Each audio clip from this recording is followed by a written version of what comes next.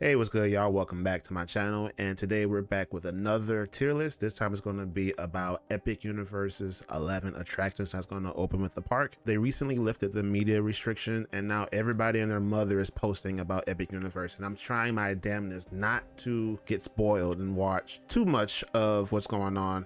So this tier list is going to be based off my excitement of the attraction. So without further ado, let's get started. The first one is Curse of the Werewolf. I am, be honest, I'm pretty meh about it. I know from what I know, it's just a spinning coaster with werewolf theme.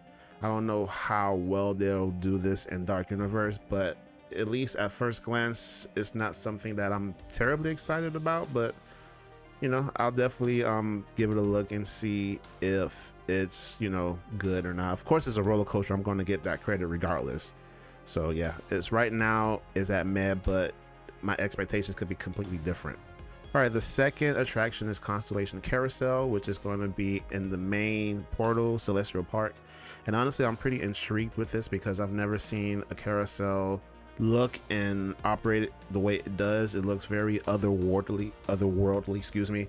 And the way the animals rotate, at least from the little bit I've seen, I'm just super intrigued with this style of carousel. I've never seen a carousel like this before. So yeah, very intrigued with that. All right, third attraction is Stardust Racers, and duh, this is a must ride, being a coaster enthusiast. And you know, the fact that they was clever enough to make this like a 2-in-1 attraction.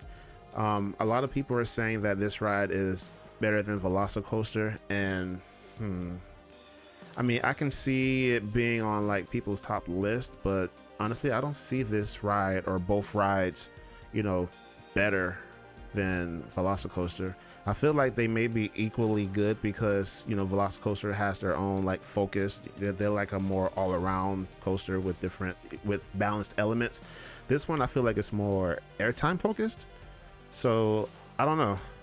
I feel like those are like two different types of ride, but I guess I'll have to find out, but I am very excited. This is going to be their most thrilling coaster in the park. So of course I'm going to be looking forward to riding Stardust Racers. All right, the next ride is Monsters Unchained. Oh boy, now I'm usually not into dark rides, but I heard that Monsters Unchained is going to be based off the same ride mechanism they used on Harry Potter and the Forbidden Journey, and that is my favorite Harry Potter ride. Like, I love that ride. Gringotts is okay, but I love Forbidden Journey. So if I love Forbidden Journey, then I'm going to love Monsters Unchained just because they use that ride mechanism is very like, it's like kind of like a robot arm or whatever. But I'm really curious how they're gonna do this with Monsters Unchained. I'm a fan of, I'm not really the biggest fan of horror, but like classical horror monsters like Frankenstein and Dracula, I think they're pretty cool characters. And I heard they're gonna be using a lot of practical effects, and I am a big fan of practical effects over like a screen. So I am extremely curious on how they're going to do this. I'm more than intrigued. I'm like, this is why it's at must ride. Like I have to try this out. All right, for the next attraction is Dragon Racers Rally. This is going to be at the How to Train Your Dragon Isle of Berk area. Honestly, I'm pretty intrigued, and I'm going to explain why. This is one of those flat rides that you fly up in the air and then you can like rotate it and flip it upside down. I have never been on a flat ride like that before. At least in the southeast part of the United States, I don't think there's a flat ride like that in my region of the country. And the fact they got two, so, you know, I'm very intrigued on how that rides, and this is going to be like heavily themed to that How to Train Your Dragon aesthetic. So very intrigued on how that rides and how it feels and the sensation and stuff like that. So yeah, that's what I have it on intrigued. All right, the next ride is also going to be in the same world called Fire Drill, and to be honest, I'm going to give this a nah. This is, I think, the only water ride they have at Epic Universe. However, I'm not really a fan of those water battle rides. I feel like those are more for like kids and families and stuff like that. And the fact you have to interact to get wet is like, that's too much work. I'm old and lazy, so it's like I don't think I'm gonna be interested or even ride this attraction, to be honest with you. You know, things may change. This is all like what I think is going to be good for me.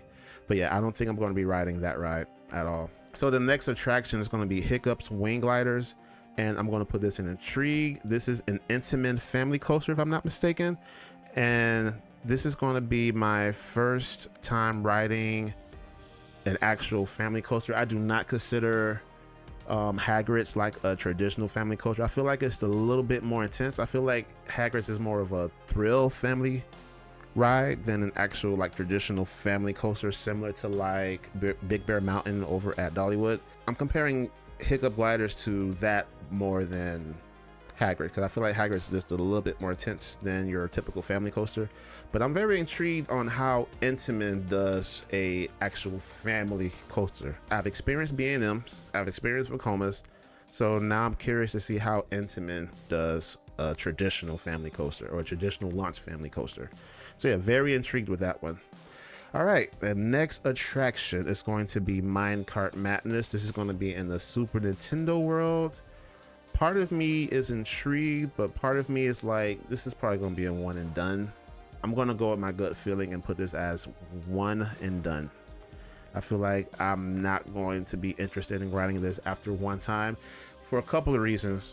The first reason, I feel like that ride is going to be like a capacity nightmare, because I've seen the POVs of the ride like at Universal Studios in Japan, and it looks fun. It looks very, very different. It looks like it has like a story attached to the ride.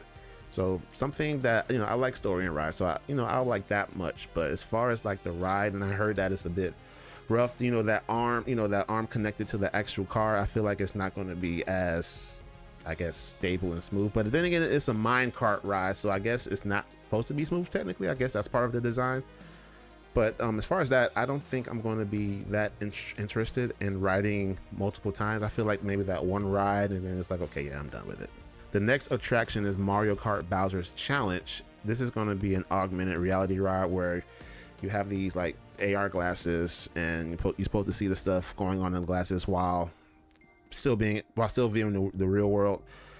Don't know how I feel about that. I don't really care about augmented reality. I think I'm gonna also put this in one and done, which is ironic because Super Nintendo Land is going to be one of the lands that I'm just looking forward to the most as a gamer and someone that grew up with Mario like way back in the 80s.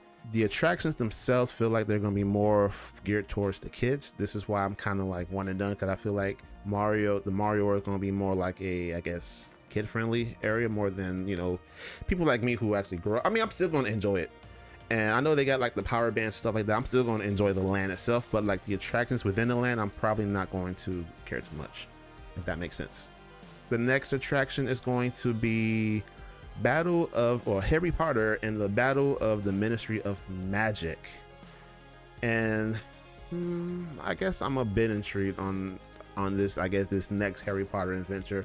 I did like Gringotts. It was not my favorite. It's like a lot of people like that ride, but I don't really care for it. I actually like, again, Forbidden Journey more. So I'm very curious on what they're going to do with the Ministry of Magic. I'm very curious also how that whole Harry Potter world is going to look. That's probably one of the worlds I do not know how it looks just yet, because I've seen just a little bit of preview of Dark Universe, and I've seen a little bit of Isle of Berg, and of course I've seen Super Nintendo World from the other Universal parks, but I haven't seen how the Harry Potter area looks at all. So that's part of why I'm intrigued with this particular attraction. And of course I hear that it's like the queue and the entryway is like you just transformed into the actual world. So very intrigued with that ride. And the final attraction we have here is Yoshi's Adventure, which is going to be in the Super Nintendo world. And I heard this is like a people mover ride. I'm intrigued because I want to see what is Universal's interpretation of a people mover, and it's Yoshi. Who doesn't love Yoshi? So I'm definitely more, it's funny that I'm more intrigued with the slow ride than I am with the actual two, I guess, exciting rides over Super Nintendo World, but that's the way the cookie crumbles.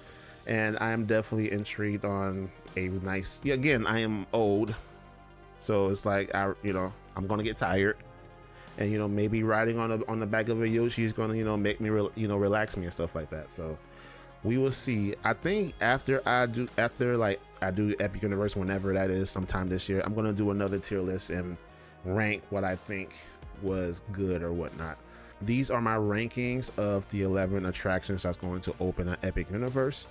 It will open later in May of 2025, and my trip is probably going to be like a little bit later in the year if I don't get a pass holder preview, meaning that I'll have to get an annual pass, which I'm still on the fence of getting. Let me know what you think. What attractions are you excited for in Epic Universe? Let me know all of that in the comments below. Also, if you have been to Epic Universe, if you've ridden Stardust Racers, how does that compare to Velocicoaster? Definitely let me know that in the comments. And with all that said, I will see you next time.